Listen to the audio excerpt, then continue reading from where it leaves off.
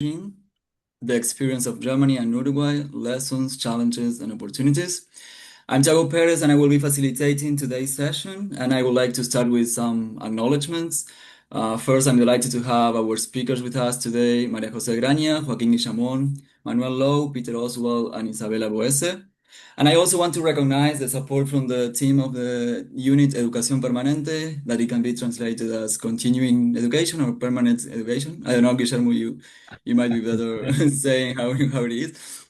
But it's the unit of the Faculty of Economic Sciences and Administration at the Universidad de la República. They promote lifelong professional development by supporting and designing workshops and specialized training programs. So let me mention some of the members of the team.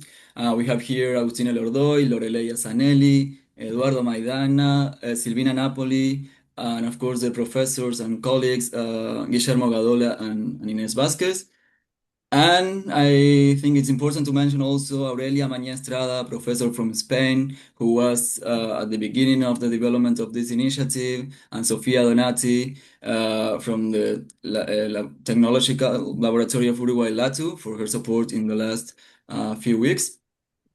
And of course, thanks to all the attendees that we have today.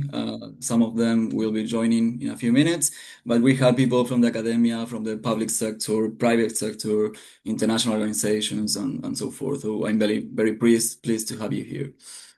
Let me go briefly over the structure of the webinar.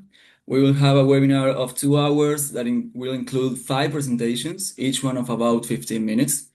And we will set aside some time for questions and answers, as we call it, a Q&A session. So if you have any questions during the presentations, I encourage you to send it through the Zoom chat. You don't need to wait till the end of the presentation, just write it and we will read it out loud at the end of the presentation. And this session will be recorded, so if you want to share it with your colleagues, you will be able to do it. So over the next 2 hours, we will explore 2 complementary perspectives of green hydrogen. On one side, we have Uruguay as a country with vast renewable energy resources. If we take into account the green hydrogen roadmap, this year in 2026, we will be starting our second phase of the second energy transition. This phase focuses on domestic expansion and the first export scale project. So I think it's a key moment to hold this webinar. And María José Graña from Uruguay 21 and Joaquín Guillamón from LATU, they will bring us this Uruguayan perspective, this side of the partnership. On the other side, we have Germany. This country has been at the forefront of hydrogen development internationally with partnerships all over the world. So Manuel Lowe will bring the German national perspective, and Peter Oswald will bring the regional perspective. And bringing these views together from both countries give us the opportunity to share some lessons, to discuss some challenges, but also, I think this is the key point, to find or explore win-win opportunities for international cooperation. And that's why we will finish this webinar with Isabela Boese from the German Agency for International Cooperation, probably you will know it as GIC, who will introduce one specific program, which is H2Up, that is coming to Uruguay to help develop businesses in the green hydrogen sector. So I won't take more time because we have a tight agenda. So let's start with María José Graña, my former colleague. I think you can now start sharing your screen. Hey, so And I'm going to let's introduce you. So María José Graña, since 2019, she has been working as an investment promotion and aftercare specialist at Uruguay 21, which is the government's investment and export promotion agency. She focuses on manufacturing and energy transition projects. Previously, she worked at the National Development Agency, ANDE, where she designed and implemented competitiveness program for small and medium-sized enterprises. She also served as a macroeconomics lecturer at the School of Economics of UDELAR. So if you are ready, the floor is yours, Majo. great. So good morning, Uruguay. Good afternoon, Germany. To those from Germany attending this webinar. So I'm very glad to be here. So Thank you, Tiago, for inviting me, and also my faculty for organizing and putting this together, this webinar. So I think it's particularly interesting because several MOUs have been signed between Germany and Uruguay around green hydrogen and renewables, mainly in 2023. So I think this webinar is a good opportunity to see how we can move forward and what we can expect from this point forward. So over the next 15, 20 minutes, 15 you said, I will focus on Uruguay conditions for the development of this new industry. And so let's get started. So this is the main business platforms that can be conducted from Uruguay. It's just to give you like an overview, but it's not only production, but also providing services from Uruguay to the whole world. So why Uruguay? Well, let's say that these are the main pillars that Uruguay can offer to any local or foreign company. It's the same for this country, if the company is foreign or local. And so I'm sure you all know that it's a very reliable country, trustable country, and this is a huge asset right now in this global context and regional context too. So it's also a very easygoing country to conduct different kind of businesses and operations, considering that someone comes from, a foreign country. And then talent is also very rich here, let's say, and lifestyle is definitely a very good thing to take into account when thinking about starting any operations here in Uruguay, any kind of operations. So why we say it's a reliable country is not just saying it, but proving it. There are many indexes proving this, and year after year, Uruguay performs in the top one. So this is very consistent. When we compare to Europe, we don't clash. So we're in the middle of the ranking. So it's quite a good performance too. And then this is something like key. If anyone wants to understand why Uruguay is such a stable country in different aspects, politically, socially, economically, then we need to consider this. It's not only that Uruguay has the highest income per capita in the region, but we managed to distribute our income in the fairest way, and that is key to understand stability. So also different political parties, different governments have passed by ruling the government, and this macroeconomic management has been very consistent regardless of the color of the political party. So this explains why Uruguay also has an investment grade year after year, and the profile of this grade improves year after year.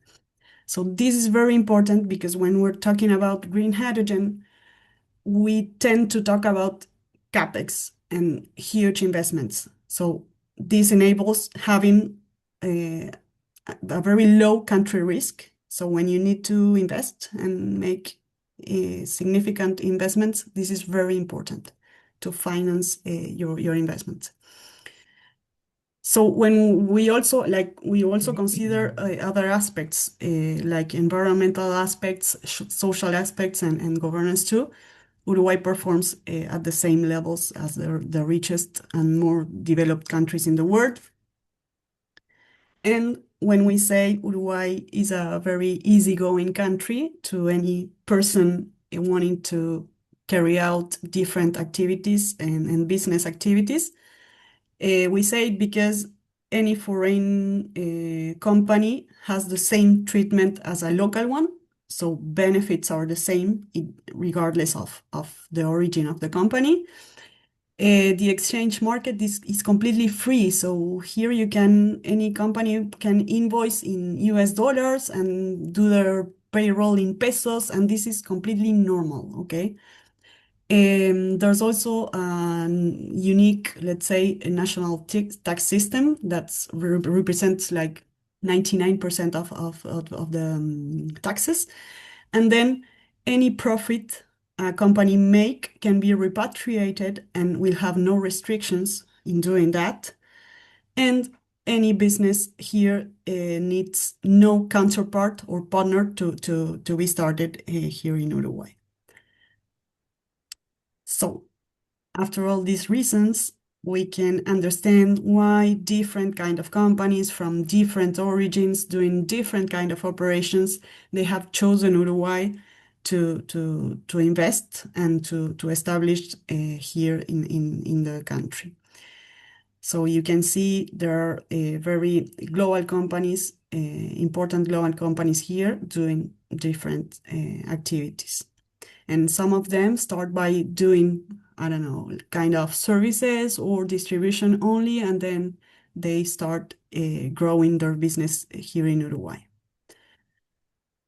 So I'm sure Uruguayans for sure, but Germans too, you might think that the market here is quite tiny, and the local market, it is what it is. The population is the population we are, although we are receiving immigrants in a nice quantity and amount. But the thing here I need you to understand and to bear in mind is it's not the local market. It is what you can do from here to the region or to the world. Because Uruguay is strategically located between two giant markets as Argentina and Brazil are, because our logistics and multimodal solutions allow us to reach the world either by air, by truck, or by sea. And because also we do have important trade agreements with many countries. The most important one right now is Mercosur for us. This is for goods, but also we have different agreements with different countries in the region.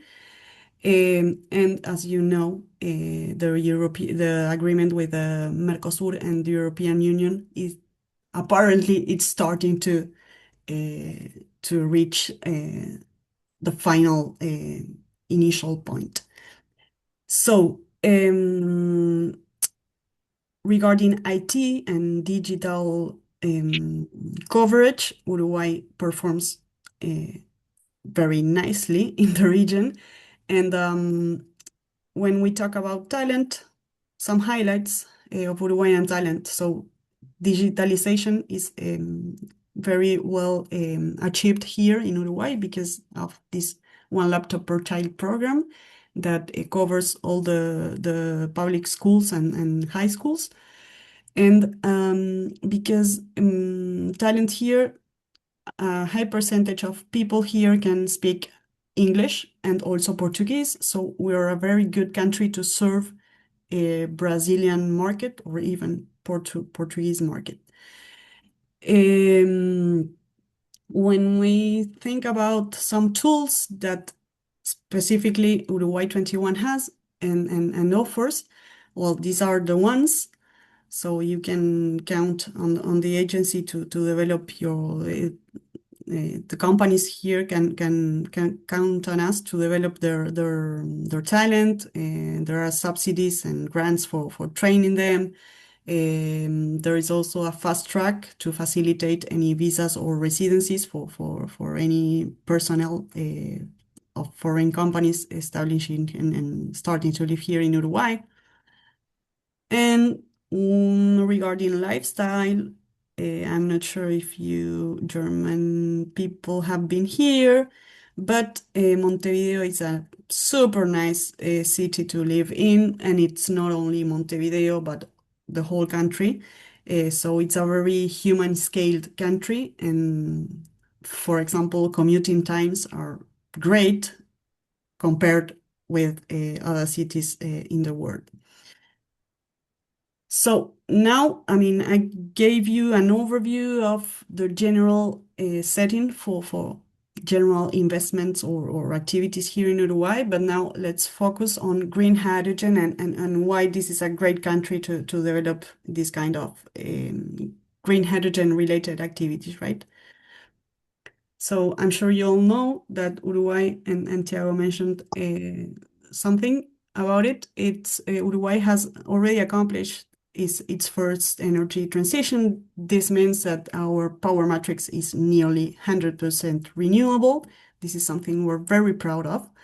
We managed to do this like with a political commitment with all the political parties that agreed on this policy energy. So 15 years later, we got this power matrix. And now we need to continue. And the second phase, naturally, the natural path is taking the path of green hydrogen and derivatives. So Uruguay has the conditions to become a producer and an exporter of green hydrogen and derivatives. And the main conditions are because renewables are there, and they have such a good complementarity between wind and solar. So this is very important for capacity factors and electrolysis then in the whole process.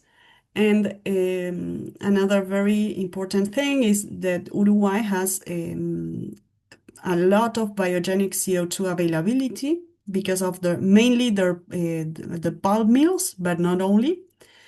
Then regarding logistics and the supply chain continuity, this is something that has been proved along the whole first energy transition too.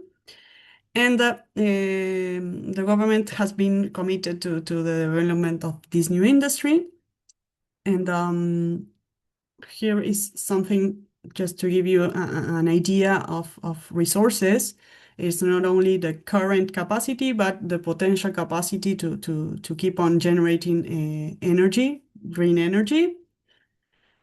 When we say biogenic CO2 availability, we mean it. And something that is very important is the concentration of this resource, because pulp mills are there. The huge circles you can see are the three pulp mills here in Uruguay.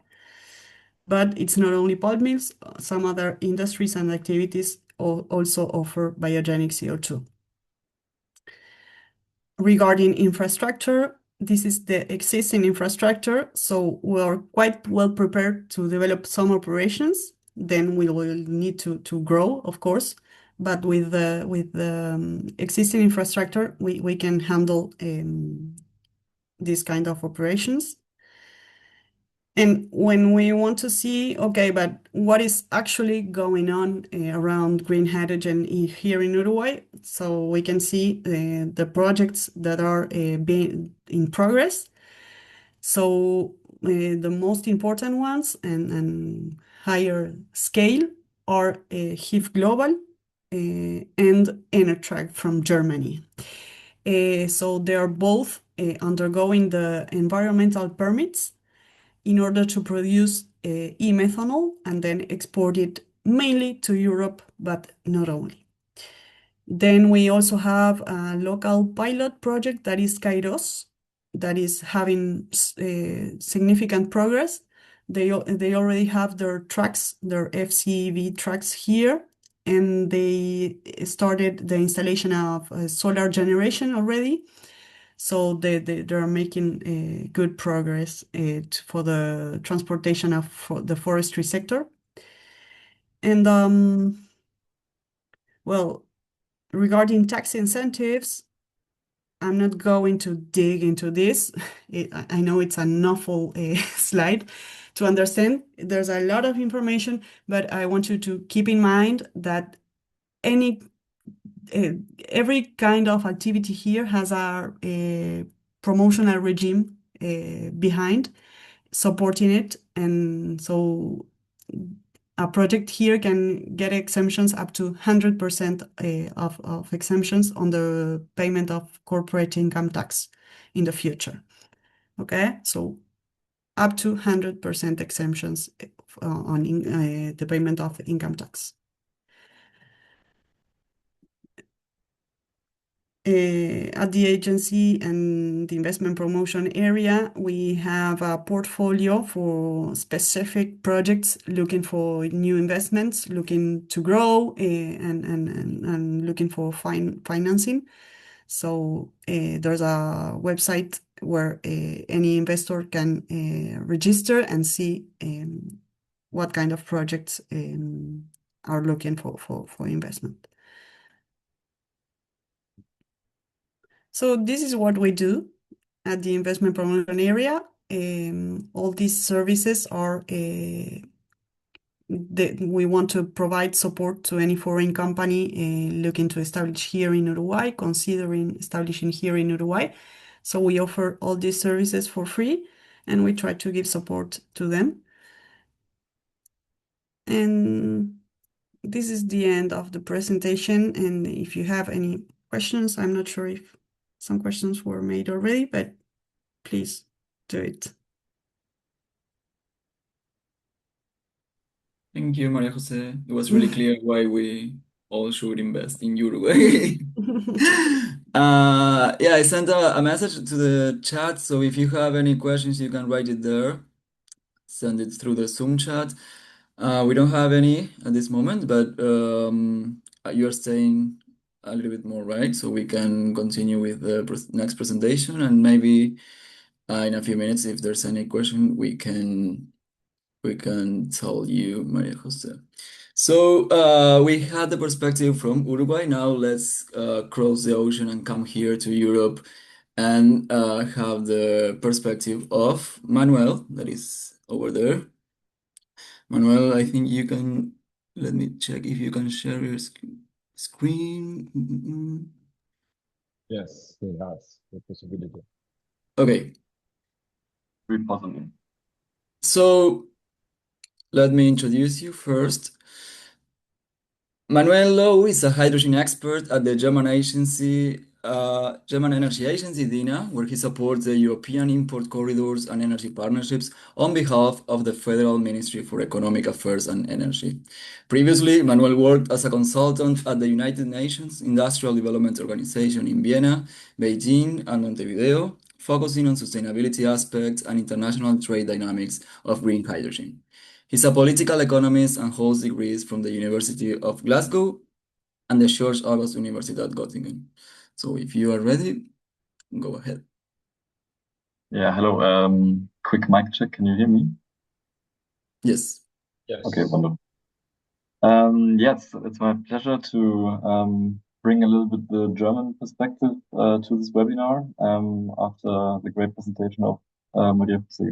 Thanks for that. Maybe some brief remarks about who I am, because I actually hold both German and Uruguayan passports. So what I particularly like about the topic of hydrogen is that it's actually able to like build the bridge between our countries, because it holds the potential of making green energy transportable and usable overseas, where this would not have been possible years ago. Now we reach or we enter a stage or a phase where the movement, the shipping of green molecules is actually in the realm of technical feasibility, while this does not necessarily translate into economic feasibility as of today, as I will also elaborate a bit in the next slides.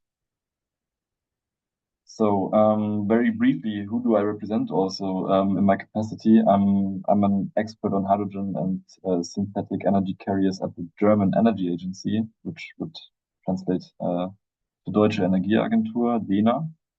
We were founded in the year 2000, and we are a public company that's owned by the German federal government. This is quite interesting because in that capacity, we follow very closely and implement many projects on behalf of the government, and hence have, of course, close insights into that interface between politics and industry. So this is particularly interesting, of course, in a topic like hydrogen, that we understand as being quite dynamic. And so I'd like to yeah, maybe make some remarks about where we actually stand at the moment. Typically in technology transformation cycles, there's different phases of technology maturity. And while we definitely saw a hydrogen hype in the early 2020s, maybe, which would translate into a peak of inflated expectations, we currently enter the phase of the trough of disillusionment, maybe, which can be natural in some cases for emerging technologies before we enter the slope of enlightenment and reach the plateau of productivity, where feasible projects stay in the market, and those who were not were shook out of the market. What is currently happening? We see a demand risk. We have a lack of long-term offtake agreements that make clean hydrogen projects, infrastructure, also financially insecure. We have a high cost of capital that has been exacerbated actually in the past years with inflation and rising interest rates that further deter investment.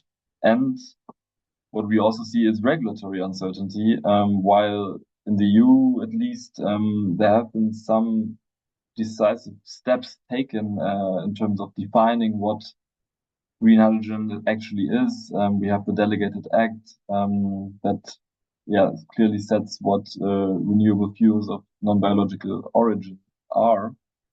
But this does not necessarily hold true for other jurisdictions in the world. And to bring about a global trade for hydrogen as a commodity and its derivatives, of course, there's also harmonization necessary. Global electrolyzer deployment is slower than anticipated, and also it's being mostly driven by China. I just wanted to show you the latest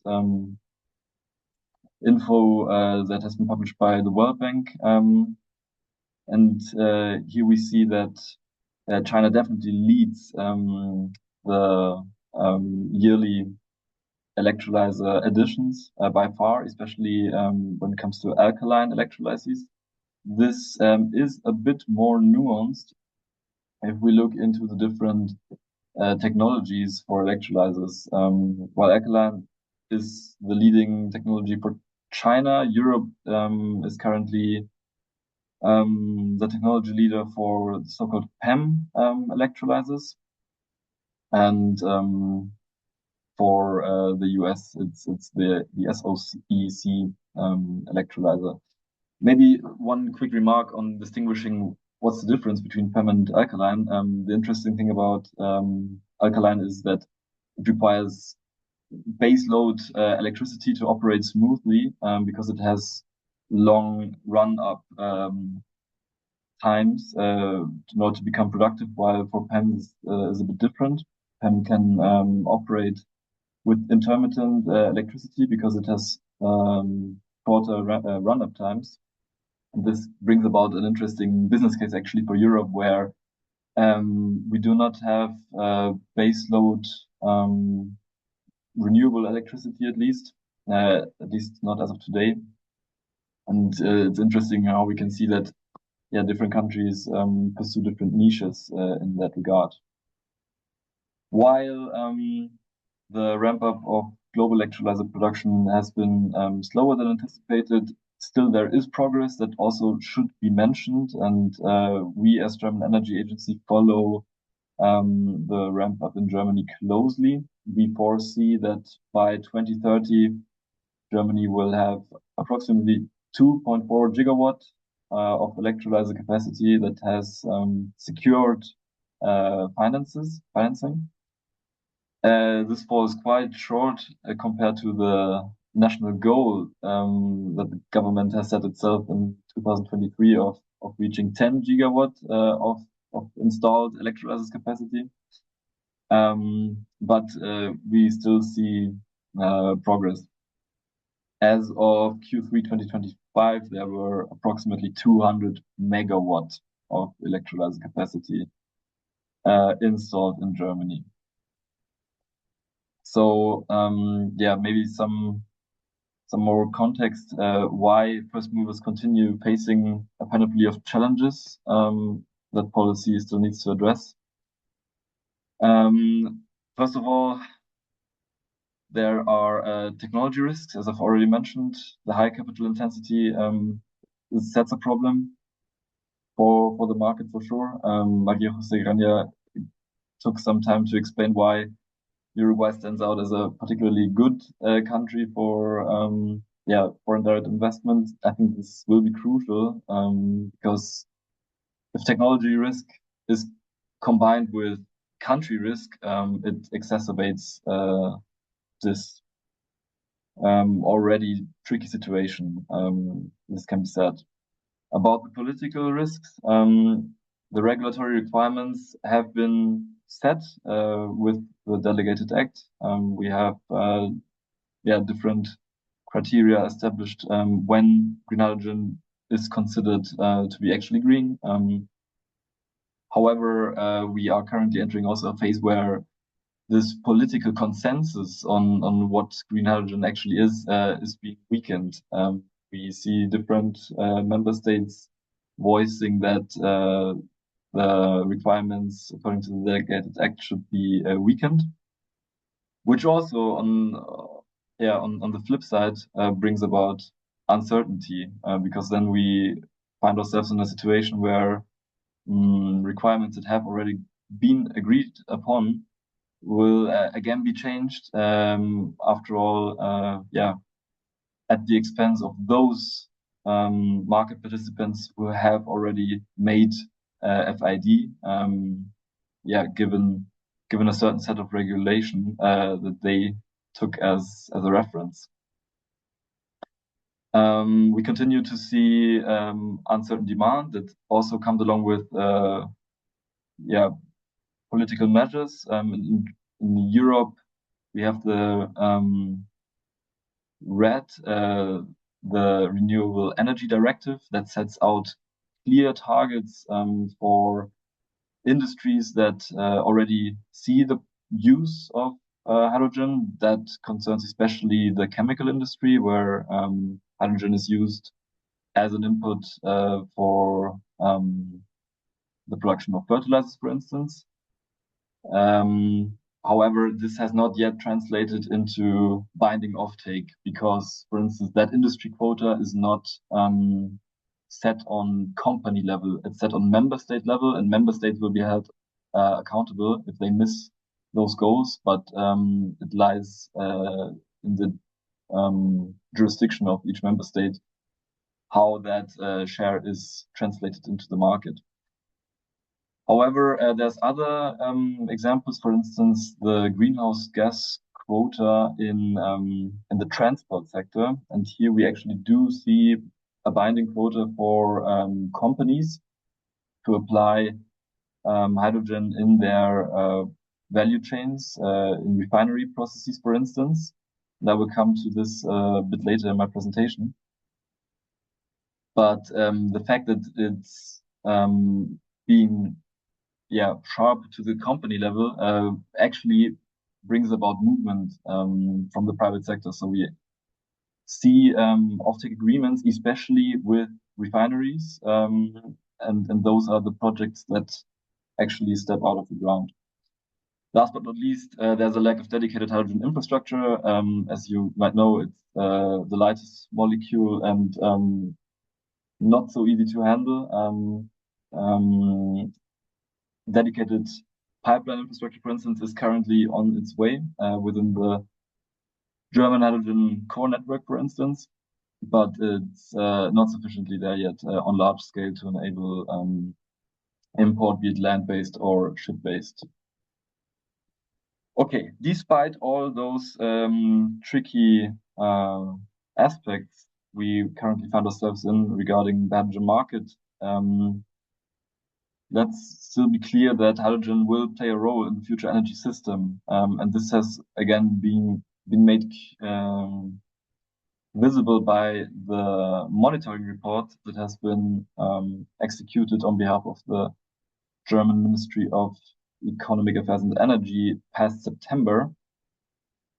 And what the study did was comparing different scenarios for the energy system and making visible to what extent hydrogen will be used in end-use sectors like the energy sector, industry, and transport. While there is quite a range between like the most optimistic and the most pessimistic scenario, in every single one of those, hydrogen plays a role in the final energy system. The range is in between 150 and 650 terawatt hours. Yeah, the main use case will lie in the industry sector. How is this backed up, and how is this demand for hydrogen being anticipated by the German government at the moment? It is mainly through the hydrogen core network that is being carried out by the German transmission system operators. The objective of the core network is to connect the key hydrogen locations across Germany. That is the import interconnectors as well as the demand centers mainly. So again, as I said before, industrial clusters will be those geographical locations where hydrogen will most be consumed. And the aim of the core network is to cater for this need. And according to the Federal Network Agency, who is responsible to sign off that core network plan, 9,000 kilometers of hydrogen pipelines are planned to go operational between 25 and 32, with an approximate 60% of repurposing of existing natural gas pipelines. The total capex is estimated to stand at approximately 19 billion euro. However, I need to mention that this figure actually has been updated yesterday with the first draft of the net development plan, because this core network is updated every 2 years, and right now we're in the consultation phase for the first time. What also has been agreed upon already, or being set by the Federal Network Agency, is a ramp-up fee. So it's a tariff that shippers have to pay to transmission system operators if they make use of capacity in the network. It's set at 25 euro per kilowatt hour per year. And while this is rather at the upper end of the willingness to pay and is being perceived as quite significant, it provides certainty, planning certainty for project developers in Germany and also for off-takers. Last but not least, I promised one chunk of information regarding concrete offtake in Europe or in Germany. And here we see the RFMBO quota in the transport sector as one of the most important tools that are currently visible. It's being heard in Parliament these weeks actually, but there has already been government consensus on the exact look of the quota, and by 2030 there will be a 1.2% quota for refineries, for instance, that produce fuels for vehicles. And this quota will rise up to 8% in the year of 2040. And it translates directly into concrete demand. By 2030, we anticipate a demand of around 8 terawatt hours that will go up to approximately 32 terawatt hours by 2040. This can only be one piece of the puzzle, and it's definitely necessary that also other industries like the steel industry or the chemical sector translates their projects for renewable hydrogen use into concrete endeavors, and actually sets up tenders for procuring, just to enable the scale up for hydrogen production, not only in Europe but also overseas. Because maybe a couple of remarks also on the overall demand. We said it would range between 150 and 650 terawatt hours in 2045. The share of import also varies, but import will definitely be necessary because Central Europe does not hold the renewable resource endowment necessary for alkaline electrolyzers, especially when it comes to provide base load for efficient scaling of hydrogen electrolyzers. Hence, we will see global value chains, possibly by ship, possibly by ammonia, or e-fuels. And this will directly cater for the need of those target offtake industries. This was some quick remarks on where the German hydrogen ramp-up stands at the moment. Happy to take questions. Thank you, Manuel. Thank you for bringing the perspective from the German Energy Agency. And yeah, we have some questions, and I would like to tell you one that I think you will be good answering this because you know a lot about Uruguay, not only about Germany, but also you lived in Uruguay and you have a culture from Uruguay. What is or will be the trade between Germany and Uruguay? And the second question related is it's only about synthetic fuels. Sorry, could you repeat the question? What is or what will be the trade between Germany and Uruguay, which will be like the relation with green hydrogen, if it is only about synthetic fuels? Okay, what will be the trade? Yeah. Okay. Thanks for the question. Yeah, interesting one. Because there's a clear set of aspects for the German-Uruguayan trade relations. Of course, we are separated by an ocean, hence landline pipelines would not be feasible. In general, pipeline transport is considered to be the most cost effective one when you want hydrogen as a molecule in your offtake sector. Of course, for the overseas option, this is not feasible technically. So we will need derivatives to efficiently move the molecule from A to B.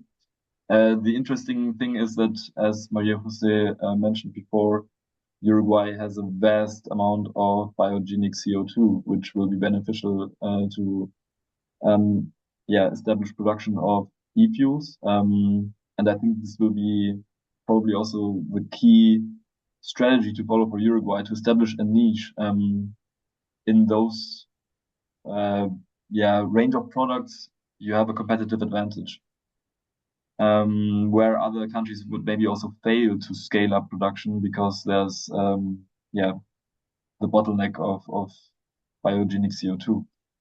For ammonia, for instance, this looks a bit different because nitrogen can be quite easily extracted from air through air separation, and this does not depend on any geographic location. This can happen virtually anywhere where renewable resource endowment allows for scaling of electrolyzers.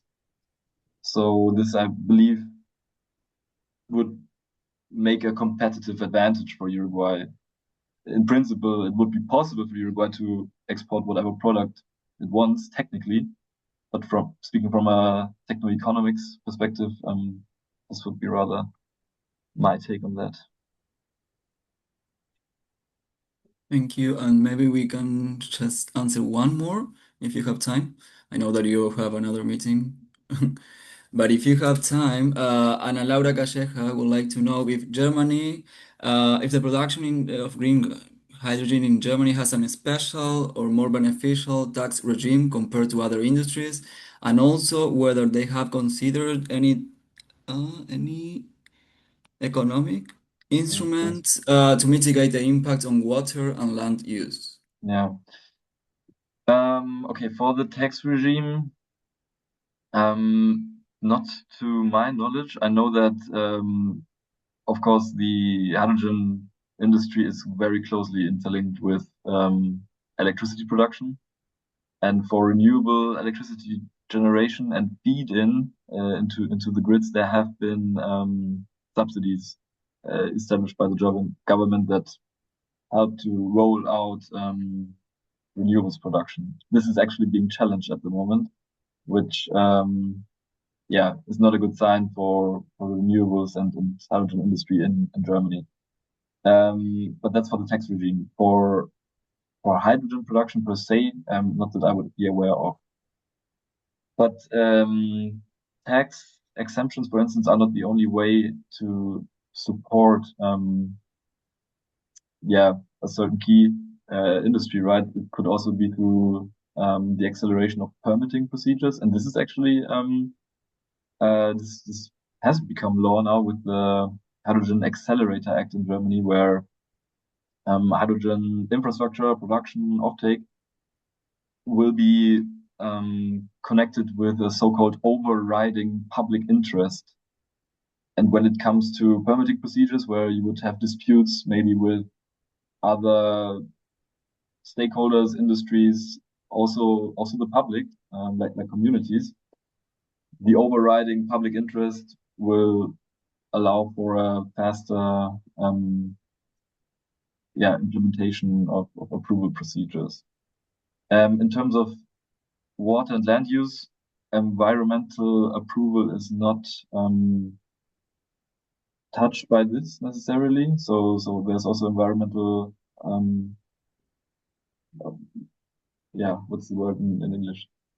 Environmental approval procedures that would still need to be carried out. But to my knowledge, since the bulk of hydrogen is expected to be imported, the water scarcity, for instance, is something that should be rather closely monitored in export-oriented countries, of course, and it's of course an issue and should be overseen closely. Okay, thank you, Manuel. We have more questions, but we are running out of time and we have to stick with the agenda. There's another one. Maybe I can share with you the questions and we can. Do you want to answer one more? I can try to answer them in chat, maybe, if you say we're running out of time. Okay, that will be nice. And let's continue with our third presentation. I think, Joaquin, you are there, right? Yeah. And are you able to share your screen? Do you have the permission? Yes. Okay, you can start sharing and I will introduce you. Joaquín Guillamón has a Bachelor of Science in Chemical Engineering from Universidad de la República, Uruguay, a Master's of Science in Natural Gas Engineering, and is a PhD candidate in Sustainable Energy Systems Engineering at Texas A&M University, which is located in the United States. He has done both his bachelor and master thesis in carbon capture and storage, and his doctoral dissertation is about energy storage in electrochemical systems. Since 2022, he's a researcher at Latu Foundation, where he works in projects related to energy storage, carbon capture, sustainability metrics like life cycle assessment and carbon footprint, as well as circular economy. So if you are ready, the floor is yours. Okay, thank you, Tiago, for the presentation. Good morning, everyone in Uruguay. Good afternoon in Germany. So today I'm gonna talk about a bit the hydrogen roadmap of Uruguay, what has been the role of Latu and Latitude that I'm gonna explain you later in this strategy. Sorry, can you see the screen? Yes. Oh, Now I cannot pass the slide. Sorry, wait a minute. We are still on the first slide. Yeah. Uh, Maybe with the arrows? yeah, it doesn't change.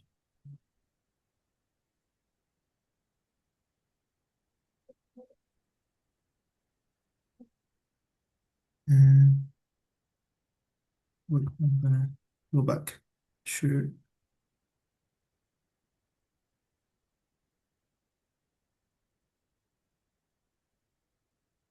Now, can you see it? Yes. Okay. So first, let me explain you a bit about what is LATU. So LATU is the Technological Laboratory of Uruguay.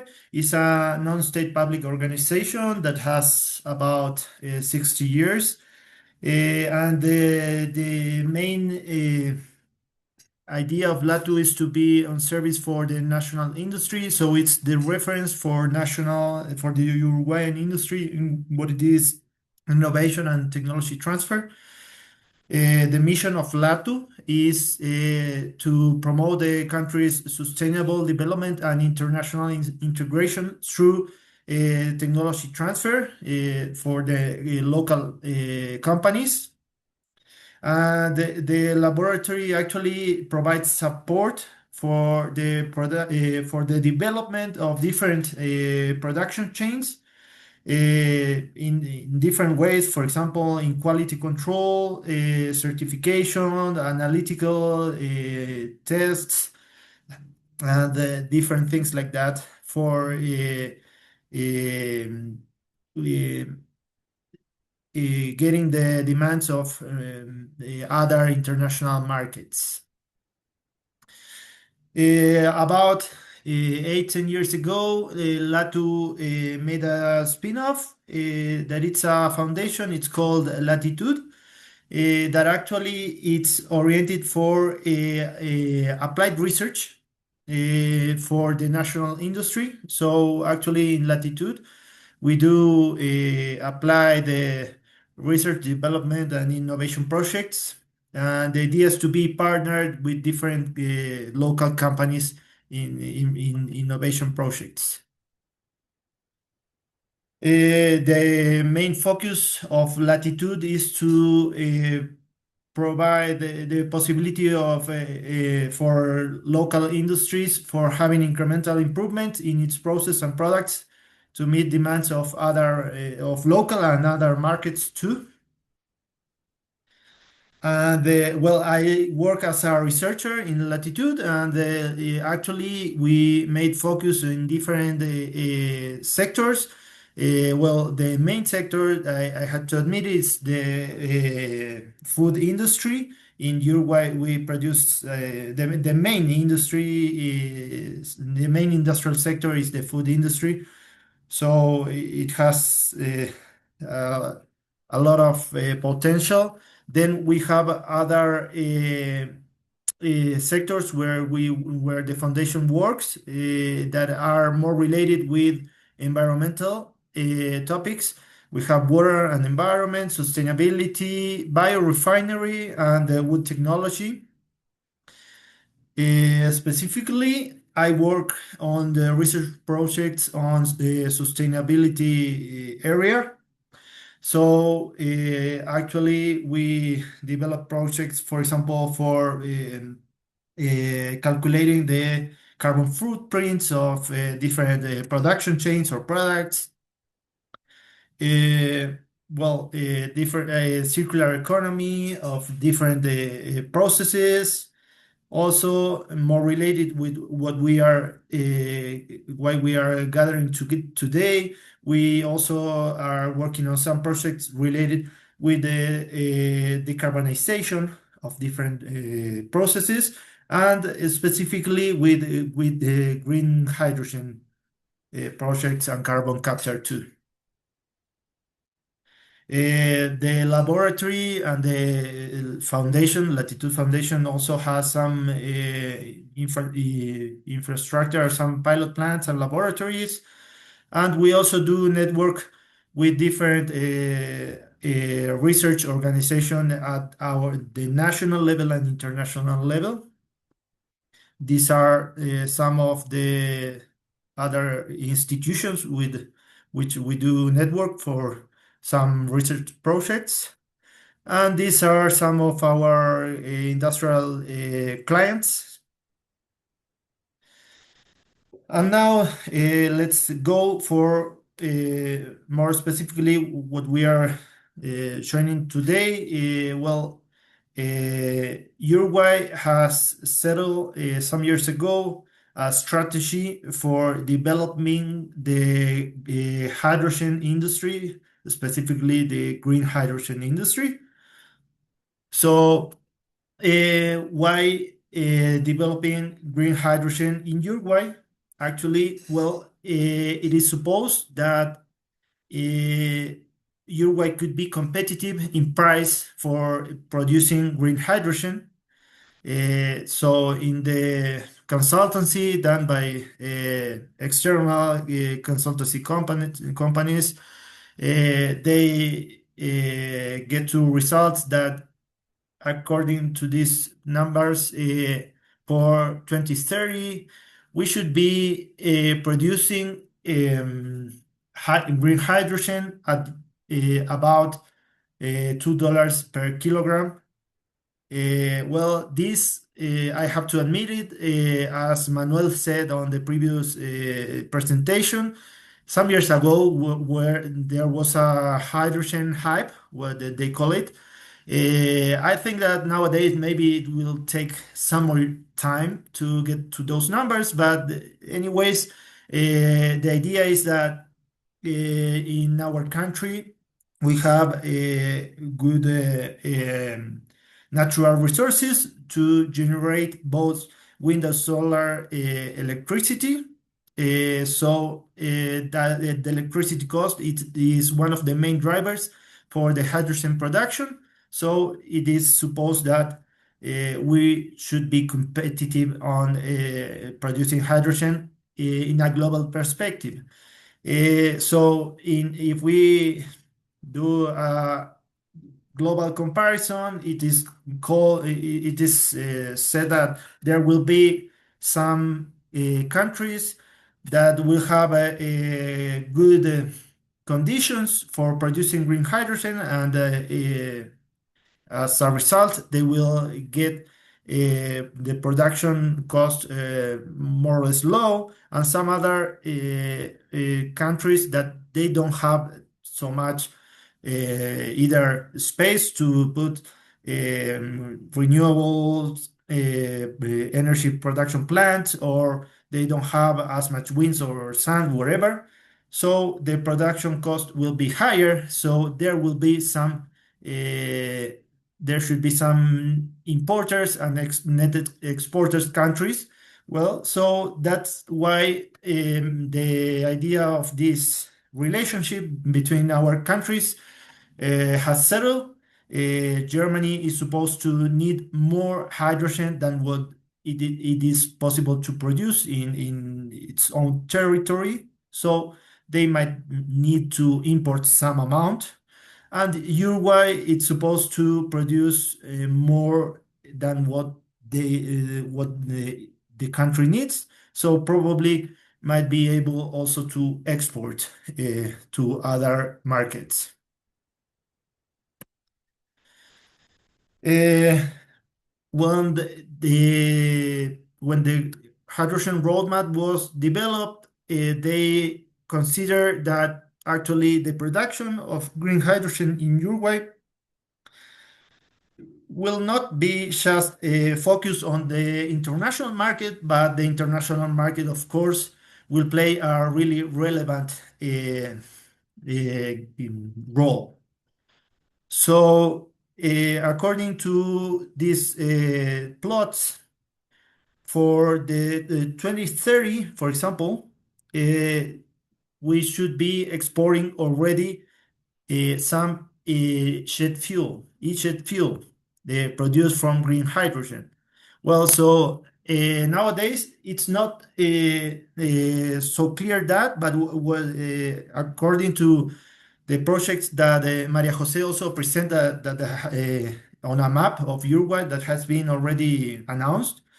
I can also add it that there's a new project that has been announced that is not using green hydrogen but biogas for producing sustainable aviation fuel. So it's really close to that, a North American company. So the production of synthetic fuels, let's say, will play a relevant role for the export market in Uruguay at the beginning. Why? And that is because it's not that easy to export hydrogen as itself for rather a long distance. So we have to transform it on derivatives. And so we could produce either carbon derivatives or nitrogen derivatives. So at the beginning, it seems that in our country, it's gonna develop more the carbon derivative market. So from the already announced projects, there are three projects actually that are for export of carbon derivatives. One is the HIF project, the other is Tambor project, and the third one is CGC Plasmonics. Then we also have the domestic market that it is also supposed to develop in the coming years. But also I have to tell you that there's already hydrogen production from before of all this hydrogen hype. So in Uruguay, there was already hydrogen production, not green hydrogen, but hydrogen in the refinery, ANCAP refinery, but also green hydrogen production from two chemical plants was already developed, and it's operational since more than 20 years ago. So it's already working. And also, I must tell you there are also some pilot projects that are developing, and also one that it's already operational, that are mainly focused for the transportation sector. So for the domestic market, there's some pilot projects for trucks for the forestry industry.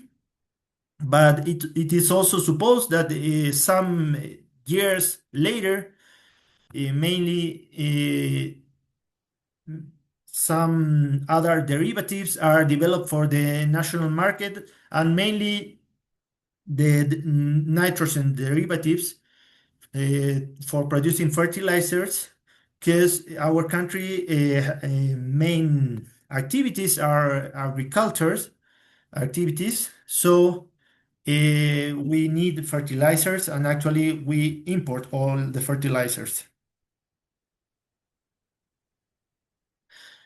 When the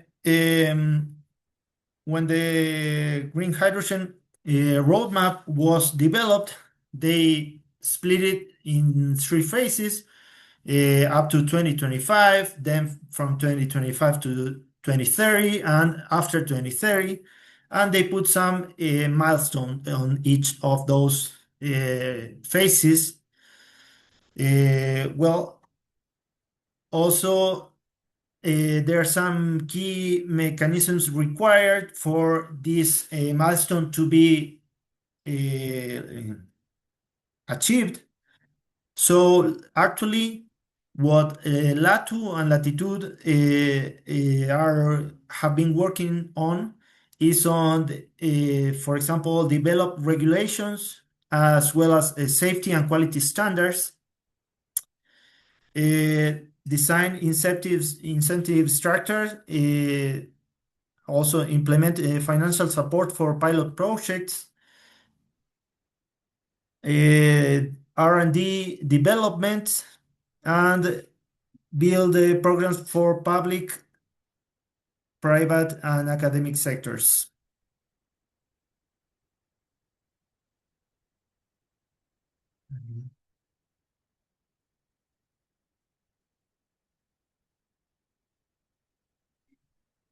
Sorry, but okay. So, as I was telling you, LATU has been collaborating with the implementation of international adoption of international standards on the regulation of green hydrogen. LATU also has a role as the National Metrology Institute, is the national institution for legal, physical, and chemical metrology. It's similar to the PTB in Germany, for those in the public in Germany. Actually, we collaborate a lot in PTB, and there are projects together with PTB. Also, LATU has plenty of analytical capacities. So we are developing capacities also for measuring composition, impurities, let's say, material testing, instrument calibration on the hydrogen production chain. Well, in the research and development area, actually, in LATU, there are some partners that have been working on developing of fuel cell material, and also there are some other colleagues that are working on the development of a hydrogen reference material. So that is for measuring the impurities in the gas, let's say. Also, for if then derivative it's produced, we've been contacted by some of these companies that are developing projects in our country. We have already developed test and reference materials to test for example, the impurities on the synthetic fuels. So that's already developed, and we can measure it easily. And in Latitude, that is specifically where I work, we've been working on some industrial decarbonization projects related with green hydrogen too.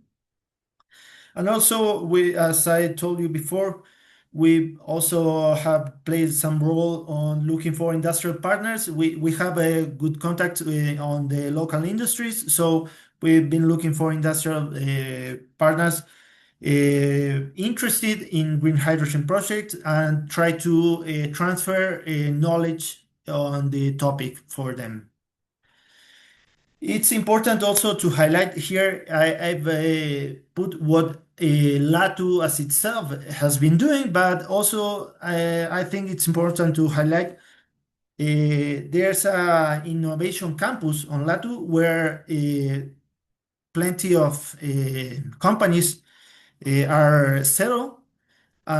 Most of them are IT companies, but there are some other kind of startups, and among these startups, there's one that it's called Vivestar.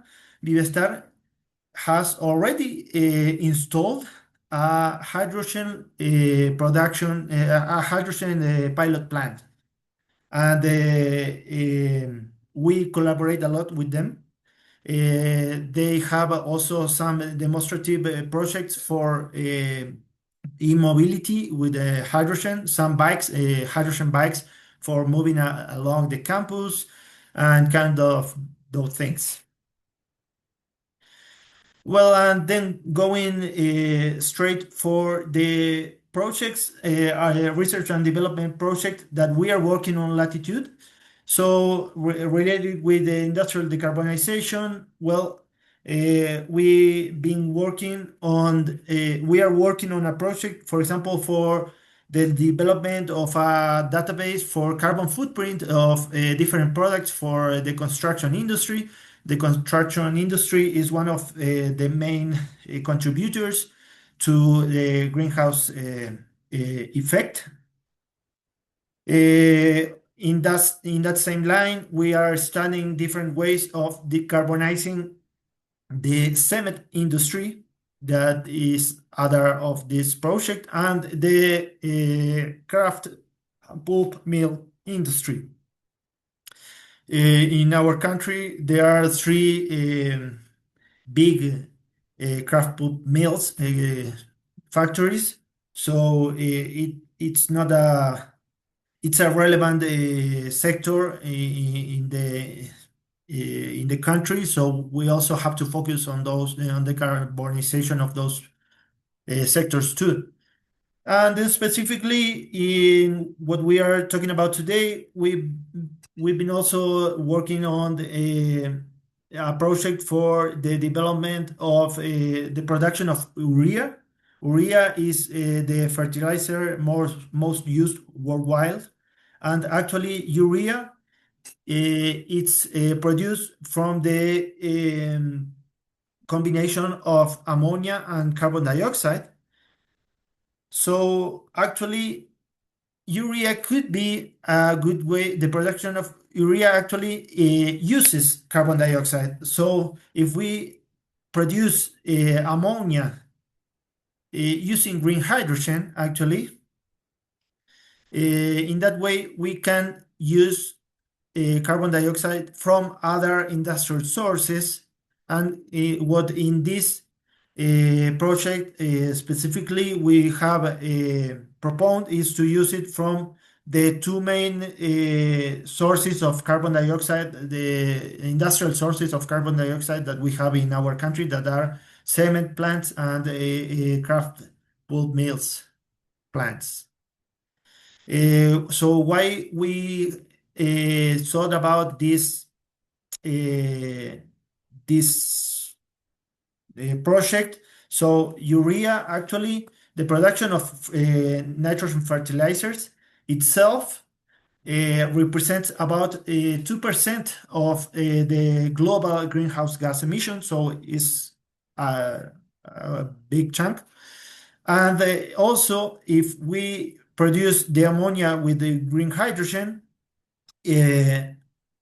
we can also tackle the decarbonization of other industrial sources that are difficult to target. For example, the cement production. The cement production has a carbon dioxide emission from the process itself. So it's not that we can say, okay, we go to electric kilns. It's not that easy. So we need to anyways capture the CO2 from these kind of industries, and they represent the production of cement. It represents about the 8% of global greenhouse gas emission. So that's why we focus on those sectors. Well, this is a theoretical project, and we are finishing now.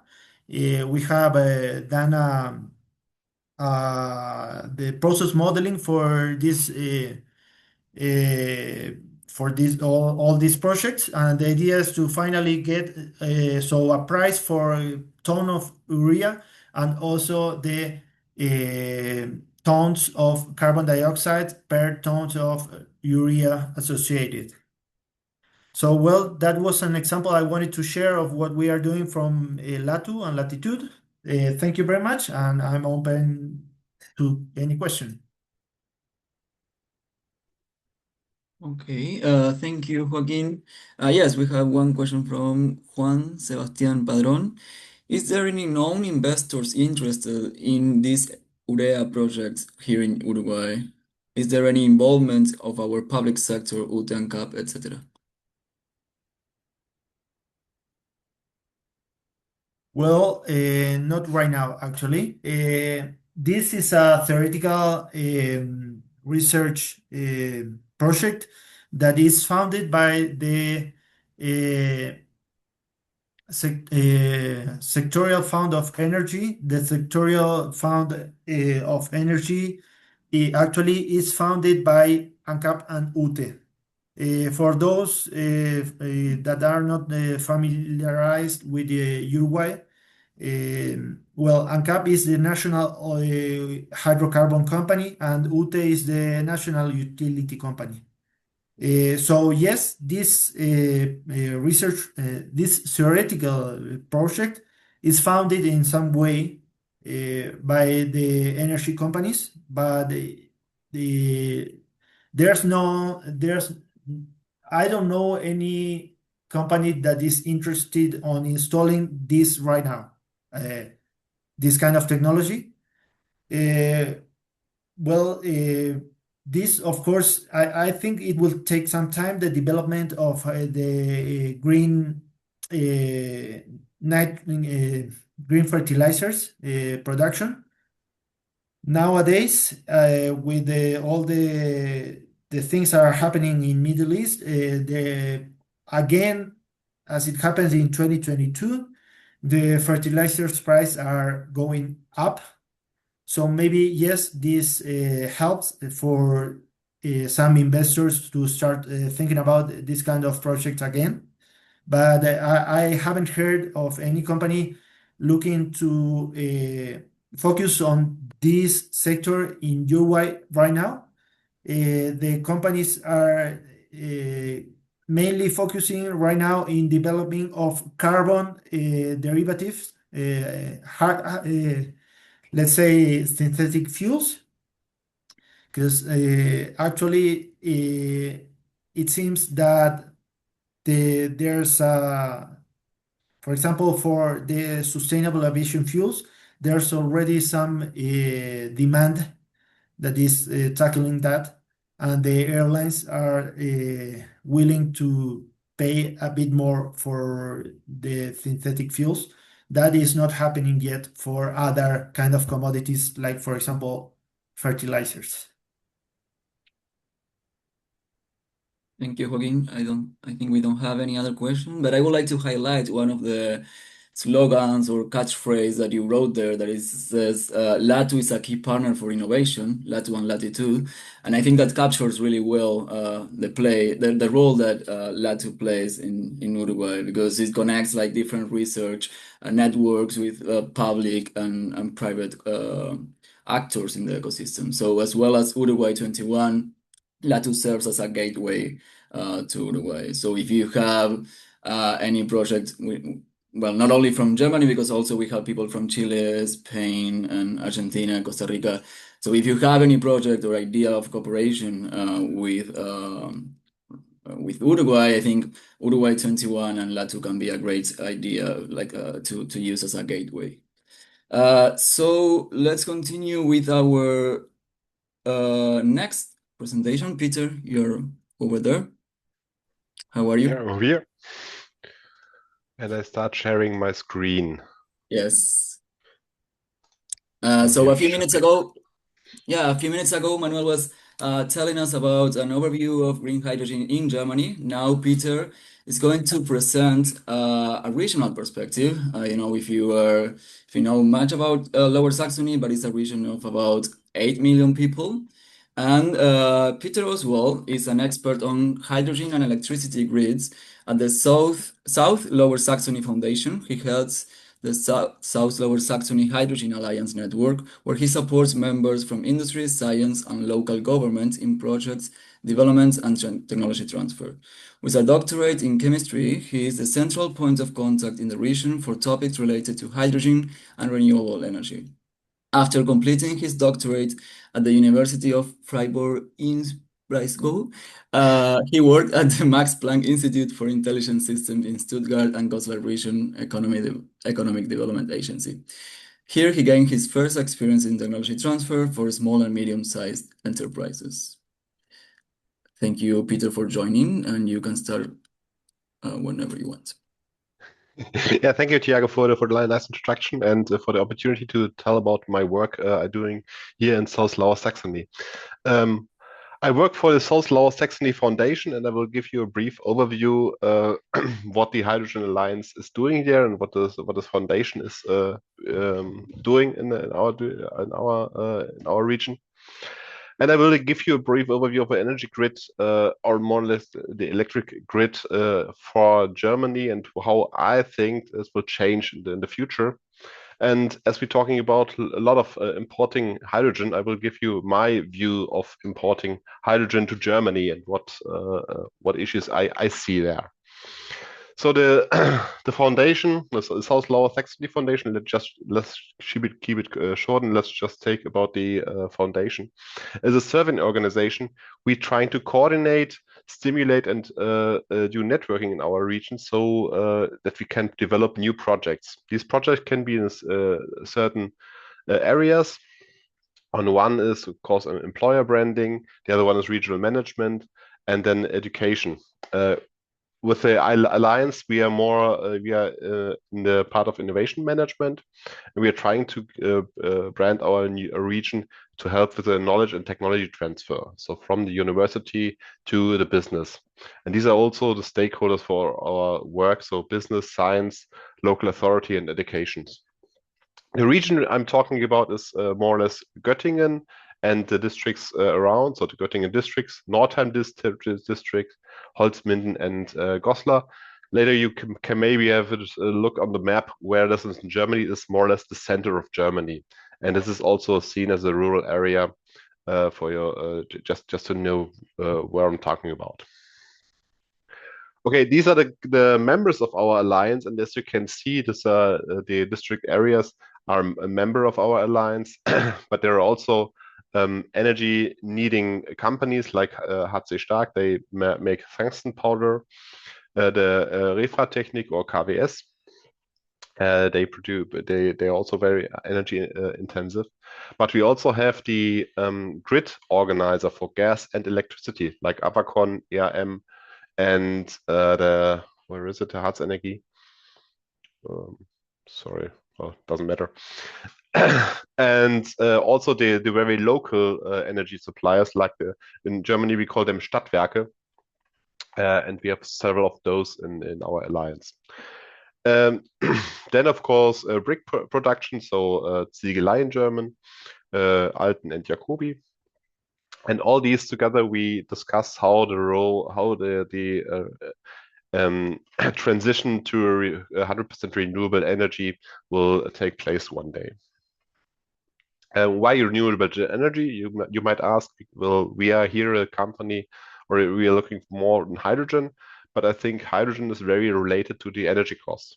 And as I can show you with this slide I get from one of our members, the Fest company. They built PEM electrolyzers. And as you can see, the cost of the energy, so for electricity, depends how much you pay for the kilogram of hydrogen. So for example, 10 cents, you're about at 7 euros per kilogram. Of course, if you can buy your electricity by only 3 cents, then you have a lower price. But these prices you only get them for a certain amount of time. And if you bought it for only by 20% of the time, then the hydrogen is even more expensive than if you have bought it with 10 cents. And so this is the thing where we more looking into the energy pricing and how the energy grid is built. And I give you a brief overview how the structure in the German energy grid and even in the European energy grid is. So you have these different currency levels from high to the lowest. Normally the production is in the higher to higher levels with the coal and gas power plants, former even nuclear plants, but we have shut those down in Germany.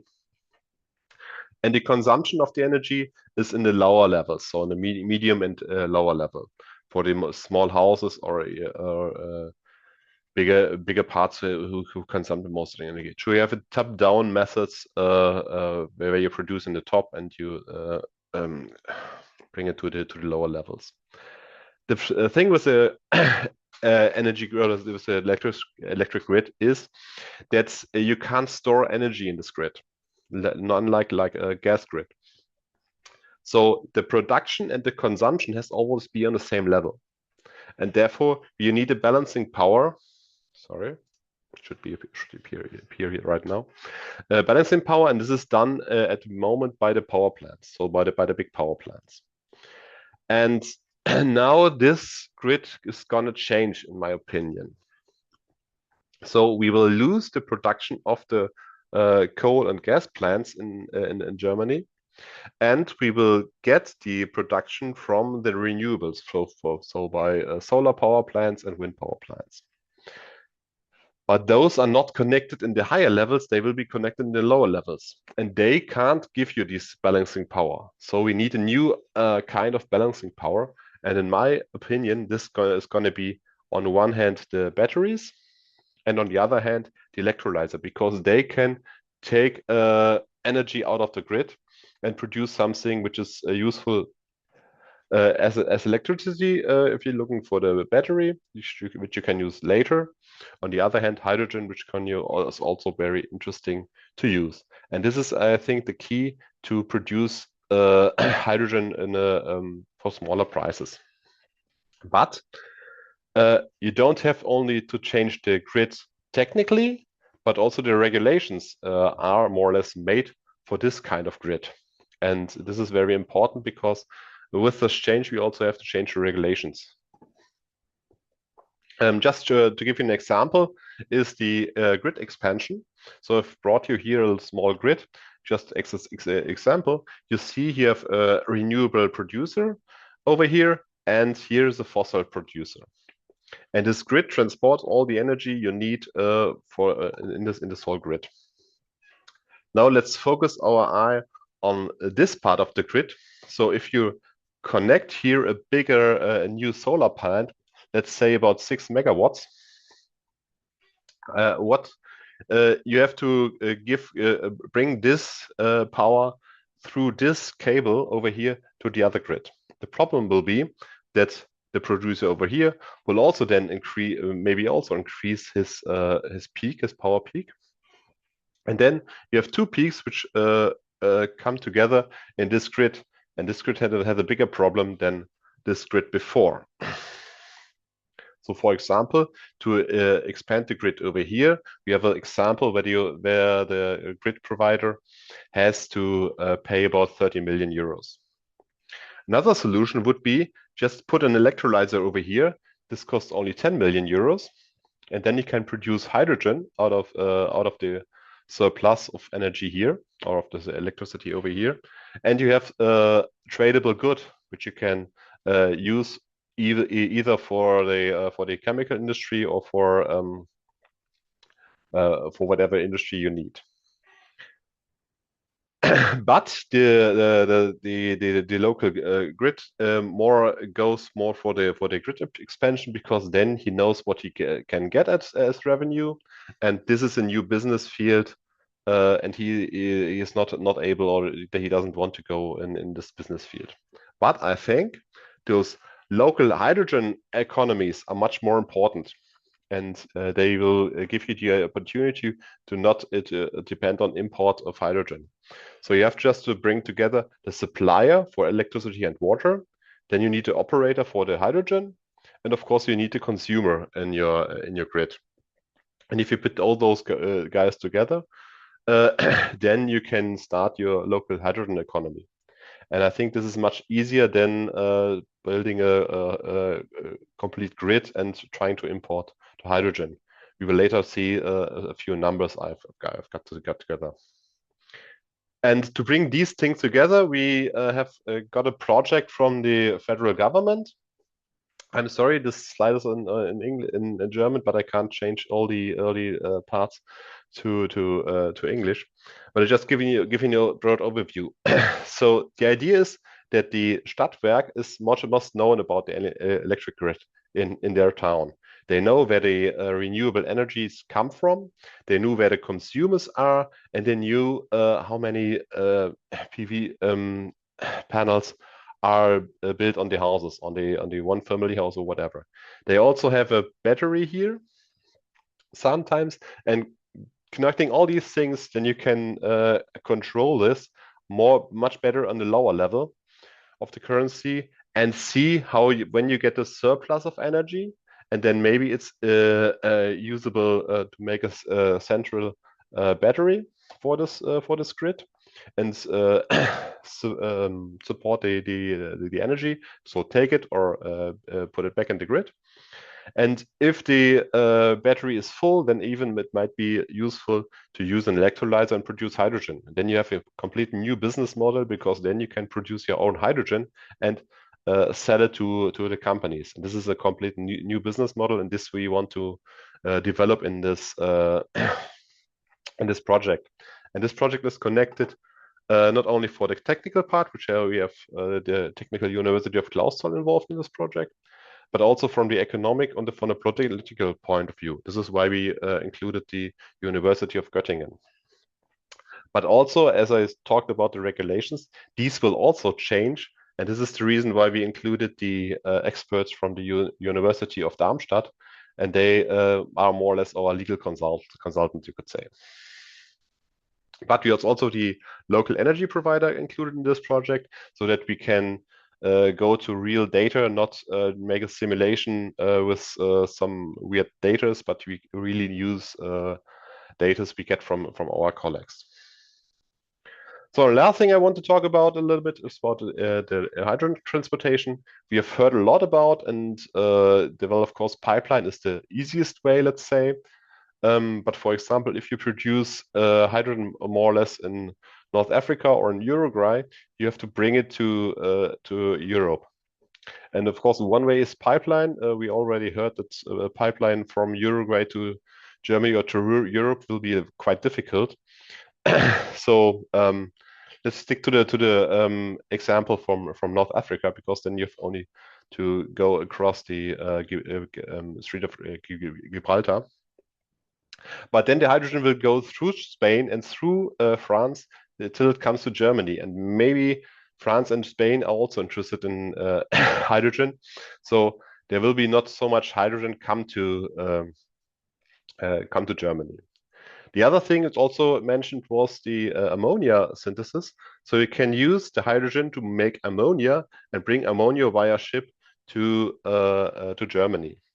The thing is that ammonium is also a very interesting molecule for the chemical industry, and maybe they will pay higher prices for the ammonium than anyone else will pay for the hydrogen. So I have my question here, if this really is the solution. Other carrier molecules, I don't want to go into detail, but this is also quite complicated, and you always lose with every chemical change you do. Of course, you lose efficiency, and this is of course the goal, to make a renewable system which is also very high efficient. So the second slide, I'm again sorry, it's in German, but I will give you. You just have to compare the numbers. Here you can see this is done by a science campus in Salzgitter, because they're looking for green steel. And they found out that if you produce hydrogen just on site, so in Salzgitter with onshore wind electricity, you pay about 4 euros per kilogram.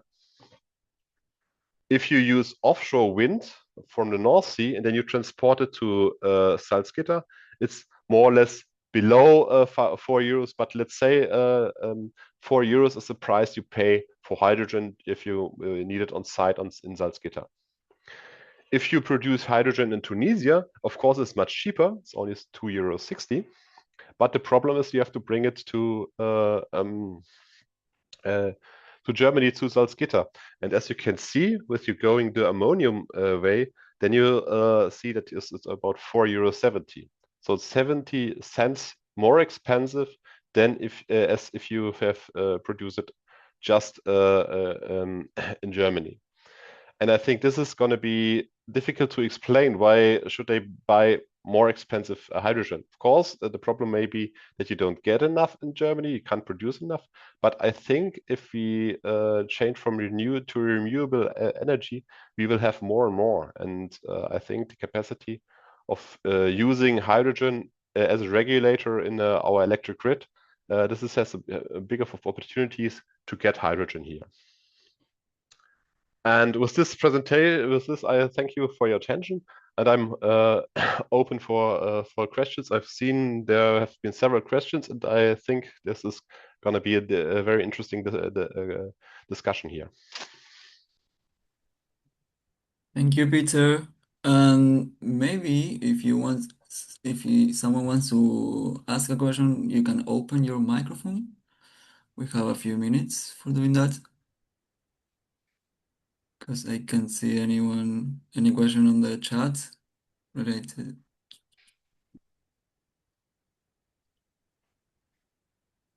We can wait. But yeah, Peter, I was impressed the first time that I saw your presentation in Germany, and now I confirm that it's a great idea for Uruguayans to see and to learn about the Lower Saxony Alliance and to do benchmarking with that. And I think there will be like many options for cooperation in the future. Yeah, what was really interesting to see that in Uruguay you already have reached 99% of renewable energy in your grid. And how do you? I've seen most of your energy is by water power plants, so it's much easier because then you can more or less regulate when the power plant will produce energy. This we don't have in Germany because we relying more on solar power and wind power. And this is, of course, much more difficult to integrate. And on the other hand, we have a system which was working for more or less 100 years, and this to change is quite quite an issue. Okay. Any question that you have for Peter?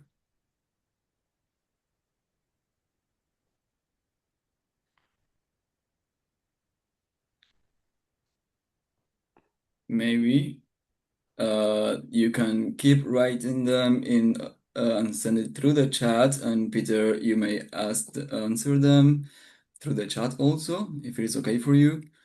Yeah, but you have to hurry because I have my next meeting is about at 4 o'clock, so it means in 20 minutes. Okay. And now we can continue with Isabella Boese. You want to? Can you? Yeah, sure.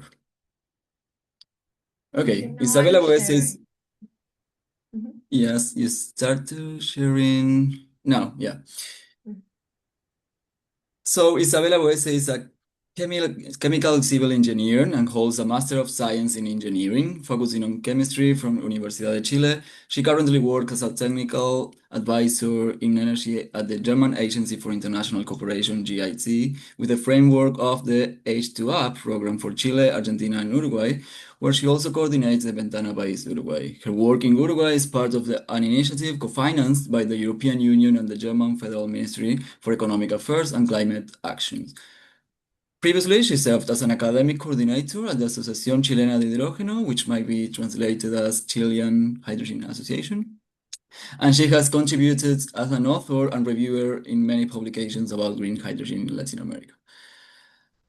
Thank Thank you you, very much. Isabella, for joining. Thank you very much, Thiago, for introducing me. Nice to connect with you all here in this webinar, also to the other speakers, Peter, Maria Jose, Joaquin, and Manuel.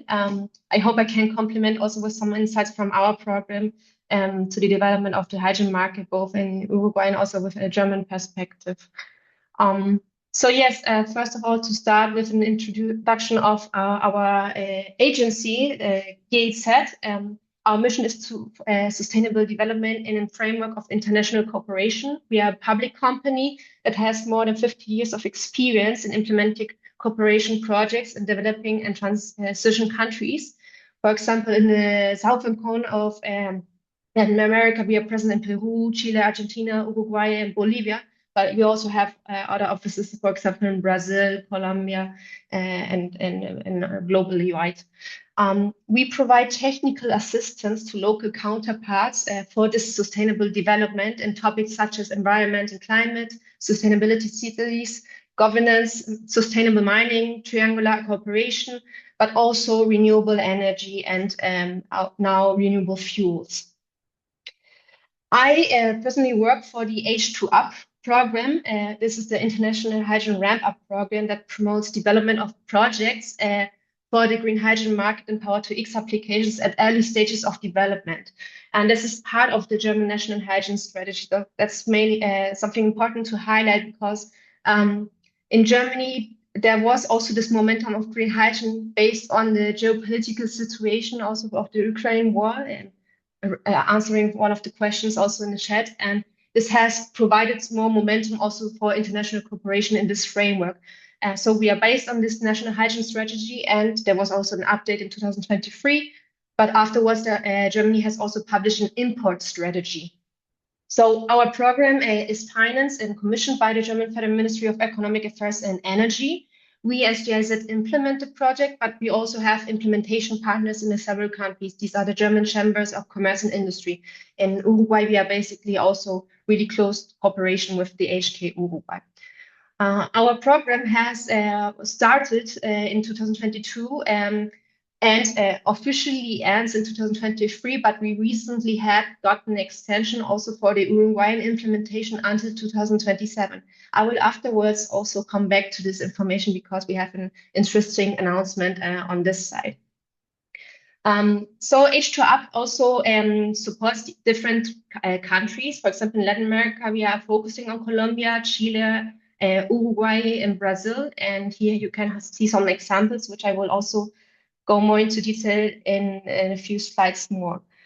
So H2UP, as I said, supports early stage technical assistance through an instrument which is called public-private partnerships with German or European companies. So we actually have three fields of action. We first have a stage of project identification where we connect with business partners. But then we have the core business, which is the PPP developments, the public-private partnerships, where GIZ acts as the public partner, but we look forward with agreements towards private companies. And then we also support more on the side of overall project support and trade and market. So as I said, H2UP works on the early stages development, which is more related to scoping phases or piloting phases, pre-feasibility and feasibility studies. And this is more complementary to also other financial support that the German government provides. For example, we have also for the construction phase, which has also important financial needs, the funding guidelines, the German funding guidelines. For example, the famous Haru Oni plant, pilot plant in Chile has received funds through this funding guidelines. So it's more also for construction and installation. But we also have the H2 global mechanisms, which is a double auction mechanisms for the operational phase. So this is also another financial mechanism that, well, German, but now it's also a European mechanism, supports for the hydrogen market. So this could be some highlighting examples of German efforts for project development. Not that related to tax incentives, which was one of the questions in the chat, but related to financing, and also technical assistance that we can provide. Worldwide, we have through the H2UP program already been implementing 32 PPPs. You can see really that we have, this is basically a knowledge hub that we have here with business partners. We aim to provide really public also benefits through these PPPs by enabling the disposition of the availability of information. So you can find, you can access on these type of information of these projects. For example, these projects have also different focus. Ones are more on industrial demand side, others are also on export parts and production challenges. We have topics such as certification, for example, with the company SAP. We have feasibility studies, for example, Mexico on green ammonia. We have capacity building studies also through, I think this was with NAPSA in Thailand. So you can really see here this overall knowledge hub of different topics for hydrogen market development. Also tackling some of the questions, I will make use of the questions that you have provided through the chat. And there were some questions on, yes, the demand side or the hydrogen use.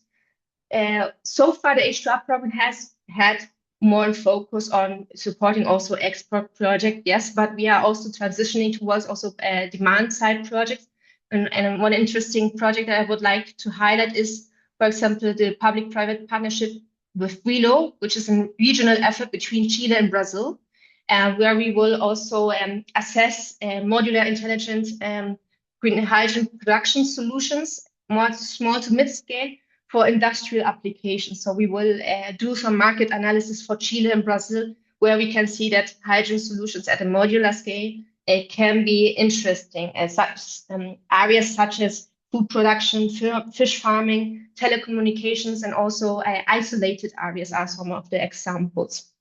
We had also a public-private partnership on infrastructure and shared infrastructure. In Chile, for example, this is also something interesting that could be assessed also through by Uruguay, because Uruguay has this also export focus, and thus infrastructure for export through ports should be assessed in detail.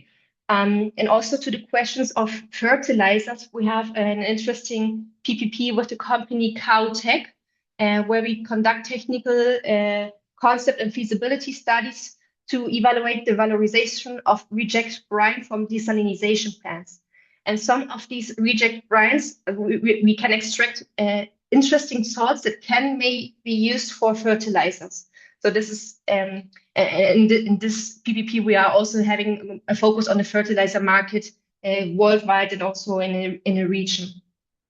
Also, what is interesting is that we are seeing are the social environmental acceptance of large-scale projects, and we have also some PPPs that are focusing on these type of challenges and how to mitigate, how to do community engagement. One example is the Acciona Nordics Green Hydrogen project in Tierra del Fuego, Magallanes. So what I want to highlight here is that we have this knowledge hub, and we try to also make this information available and to scale up these efforts and exchange and replicate it, make it replicable to other regions that may apply. Okay, so in the H2UP program, we also monitor the hydrogen landscape and market dynamics. This has already been presented by the other speakers, but I will go highlighting some of the points that I find interesting in Uruguay. And so all these discussions on the hydrogen ecosystem goes back actually in 2018 for Uruguay. But I think that since 2021, there have been really huge advances on the hydrogen market. So this year, it's basically the legwork of foundations for Uruguay's green hydrogen ecosystems. We had this launch of the H2U pilot project. We had a data room where initiatives could be published, expression of interest for hydrogen projects in Uruguay. Here, in this year, the design of the national hydrogen strategy, the roadmap begins, and also the interministerial and interinstitutional coordination. So this is really interesting. Here we have also seen, for example, more international cooperation, or the start of international cooperation in these type of topics, for example, through IDB, the Inter-American Development Bank, and also as the start of more multi-actor dialogues on hydrogen development in Uruguay. In 2022, I defined this more from a strategic ambition to institutionalized efforts, because we had here more focused on also huge discussions between different stakeholders. We had the first creation of the Sectorial Hydrogen Fund that also provides financing opportunities for pilot projects in this case. Here we can see that the pilot project, the project pipeline in Uruguay starts. We had the launch of the National Green Hydrogen Roadmap. Also, first announcements of large-scale projects, such as the Tambor project from the German company Enertrag. And also, ANCAP has started to express some interest in green hydrogen and also through offshore hydrogen production. So it has been really interesting also this year. And especially what I want to highlight here is the H2U program and implementation, where also the Ministry of Industry, Energy and Mining has had the mandate to implement an administrative program. 2023, market integration and first investments. We see here that also international cooperation with Port of Rotterdam, Uruguay, Germany, and energy partnership agreement, such as also the EU and Uruguay expression of interest in agreements in a signature of an MOU. And here, this year, we have finally published the National Hydrogen Roadmap. And so this has also marked a really interesting milestone. Something also to highlight is the public consultation for the regulations of safety standards and safety aspects on hydrogen projects by Uruguay. 2024, we have here the Hydrogen Association of Uruguay that has been started its operation. There's also international presence as World Hydrogen Summit Rotterdam, for example. I want to highlight the Uruguay and European Union cooperation, which has been strengthened also with a focus on green hydrogen. And some launches such as the Carreros project are good examples. And finally, 2025, here it's interesting to highlight, for example, the strategic environmental assessment as is currently being conducted by the public sector for the hydrogen market, where with the aspects such as environment, social, and economic impacts are being assessed. So this can be also in one of the interests of the CHES and to have this in mind. And through the promotion law regime update, the decree, green hydrogen has been declared as a strategic investment sector. So that's also really important. One of the last highlights that I want to highlight where also GIZ is involved is the EU launch of the new cooperation initiative, where the EU, Germany also looks forward to support Uruguay in the implementation of the green hydrogen roadmap under H2UP, under the Euroclima project, and here GIZ is involved as well as the Spanish agency ISC. Mercosur, of course, is also some huge milestone that can be interested to focus on and monitor in the future. I'm not going to detail the Uruguay hydrogen roadmap, but for sure this is the basis and foundations of the green hydrogen development, and it has this long-term vision towards 2040. So that's also important for the political support and backup of the industrial development. Here also the map of hydrogen projects. Maybe afterwards I can provide you with the presentation. You can have access to detailed technical information of these projects. The large-scale projects are the ones from HIF Paysandu and the Tambo project by Enatrac. These are also more advanced environmental assessment stages. For example, the HIF project was in the stage of environmental location feasibility by the last quarter in 2025 and started also the FEED stage for already some time ago. And the Tambo project has in 2024 end of 2024 presented its environmental impact assessment. So this is something to also monitor in a continued way. And the Carreros project, I think it's interesting to see that it's going to be or planned to be in operation for 2026 this year. And it has also received some financial backup by IFC from the World Bank. Okay, what did we do in H2UP Uruguay so far? Unfortunately, we did not have so far a public-private partnerships, which would be one of our main interests also to have in Uruguay and to work with a partner in Uruguay. But nevertheless, we have made some efforts related to project scouting and market intelligence. We provided some stakeholder maps that could be interested for the German companies and German partners present here in this webinar, but also for the local companies if you want to do more matchmaking with German partners. We provided also company support for submission of PPP proposals during our H2UP calls. We had more or less 4 or 5 H2UP calls. We have been facilitating also international business cooperations through roundtables, matchmaking events, and B2B meetings, but also delegations and site visits. For example, through our implementation partner HK Uruguay, we had established the first Green Hydrogen Forum some time ago in 2023. We visited some sites such as the Haro Uni plant in Chile in 2023 too. We were present in different local also events, for example, Agro in Punta, focusing more on also the fertilizer aspect.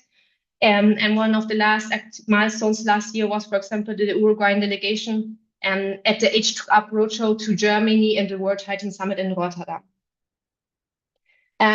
We are focusing also on capacity building and knowledge development. Here I have highlighted some of the studies that maybe would be of interest to you. We had made a conceptualization and of a hydrogen course, and that's had been afterwards implemented also with the HK Uruguay. We provided an Uruguay guidance paper for hydrogen project developers. And this one maybe is interested as some of you were interested in green fertilizer. This could be an interesting reference for market updates or market perspective from Uruguay on green fertilizer production.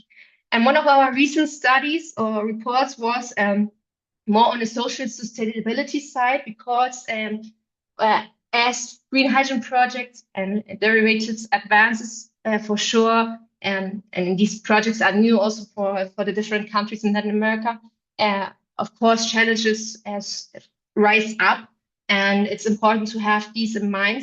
And so also the social acceptance perspective and questions that are legitimate, such as water availability and water usage for hydrogen projects, should be addressed accordingly. So this report informs also about the importance of the social sustainability and important discussions on this side.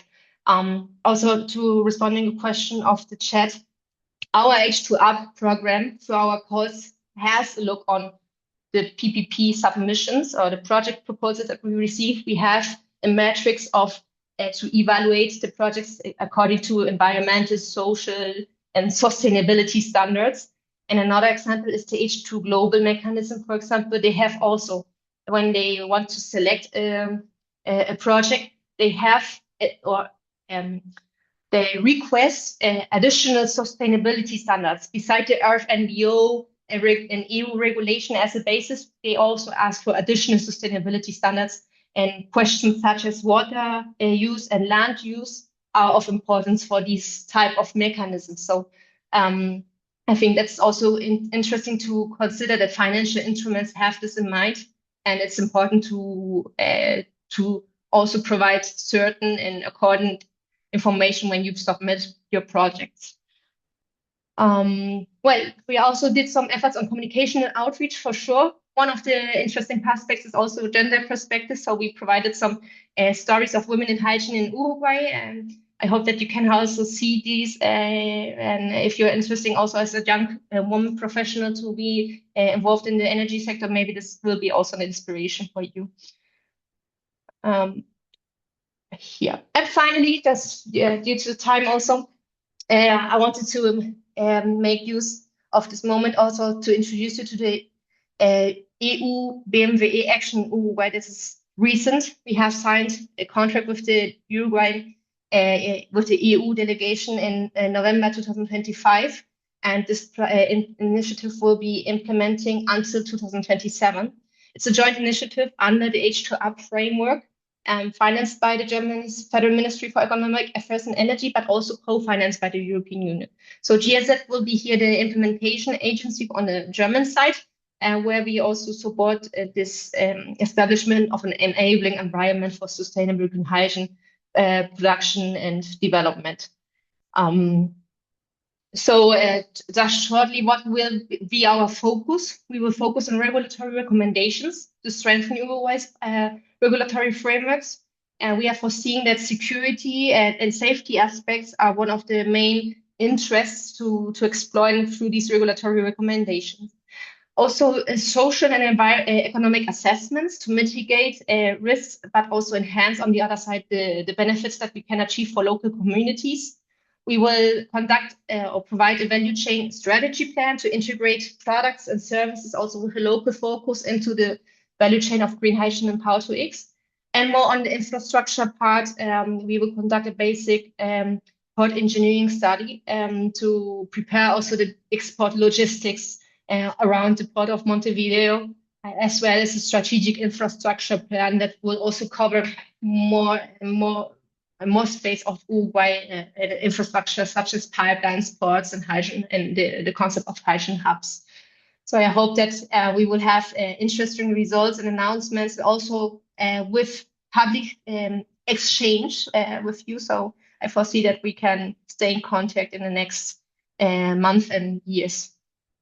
Thank you very much. I leave here also the PTX website where you can have access to the different fact sheets of our PPP projects. I will leave this in the chat and also my contact details if you want to follow up. Thank you, Isabella. I think it was a great close to the webinar. You provided an overview of the green hydrogen sector in Uruguay and the potential cooperation with Germany and specific instruments like EU, BMWE Action, and H2UP. We have some questions. According to your studies and experiences, which are the main points to which Uruguay should take care for a good development of green hydrogen, and what capacities should be developed? Yeah, well, we have so far a few studies from H2UP side, which are more the fertilizer market assessment, as well as the social sustainability. But I think it's interesting that we have tried to respond to certain discussions that are occurring in Uruguay on social sustainability and environmental perspectives, such as water aspects. So I think this is something that also will be assessed through the EAE, the Strategic Environmental Assessment that is being conducted. I understand there will be some information around midst of this year. So this is currently occurring ongoing. So this is for sure one of the main challenges. The other challenge is that what we want to tackle with our joint initiative with the EU and the BMW are the regulatory aspects, because regulatory certainty is always the basis for market development. And we have seen this also with other countries in the region. In Chile, it's always one of the first topics to be discussed and also pushed from the private sector side. So, and there's also interest from the public sector side here in Uruguay. So that's something that we will for sure be assessing, evaluating, and studying. And finally, also the infrastructure part is if hydrogen, if Uruguay has positioned itself also as an export, a reliable partner in the future, and through also his hydrogen roadmap and strategy, then infrastructure is one of the enabling factors. There, for example, we see that in Germany through Hamburg, for example, or the Netherlands through Rotterdam are advancing in adoption of infrastructure. And in their ports, they are signing also agreements with Latin American partners such as Brazil, for example, through Serra. So, and Serra is advancing in this perspective too. So this, I think, with the EU COFI now, for sure we are tackling one of the upcoming and current challenges that we foresee. But also the strategic environmental assessment will be one of the huge milestones and definitions for Uruguay in the future. Thank you, Isabella. And now I would like to invite Ines Vasquez to deliver some closing words. Thank you, Thiago, for the excellent organization and leadership of this webinar. We would like to thank the speakers for their willingness to share their knowledge with us today. Congratulations for your excellent presentations. Thank you to all who participated today. Thank you for dedicating this time to reflect on such a strategic topic for our region and the world as green hydrogen. And I think, as Alejandro was saying, this opens good opportunities for Uruguay also, so we should go on thinking about this.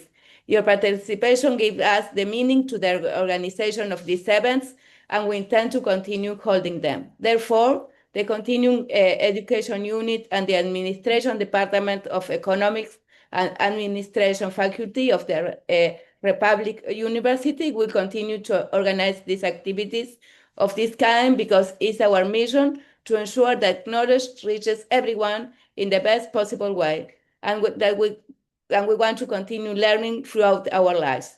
In this sense, I would also like to thank my colleagues, Guillermo Gadola and Silvina Napoli, from the continuing education unit and the whole team for their support and in organizing this event, and for their openness to incorporating new topics in the continuing education and postgraduate unit in our faculty. Especially regarding the topics covered today, we offer 3 specific certifications: sustainability reporting that will start very soon, a certificate in circular economy, and an environment, taxation, and continuing accounting certificate, which is in charge of Ana Laura Calleja, who participated today too. These ones will start in July. We look forward to seeing you very soon in these academic proposals and future sessions. Have a wonderful day, and thank you all. That's it. Thank you very much, really. I think it was a great opportunity to look to this kind of subject together. And of course, we want to continue sharing our opportunities, our knowledge, our way of thinking, and so on. So thank you really very much from the heart. And Tiago, great, really. More than 18 participants we have had today, so it was a very nice thing for us also. Yeah, and just to finish, if you want to get in touch with some of the speakers or with someone from the audience, I think you can get in touch with us, and after prior permission, we can share some contact details. I think it's important as a way of helping, form of matchmaking. That's all. Have a nice day. Thank you very much. Have a nice day. Yeah. Thanks Thank you for the very much. invitation. Nice to meet Bye. you, really. Bye. Thank you, Joaquin, also.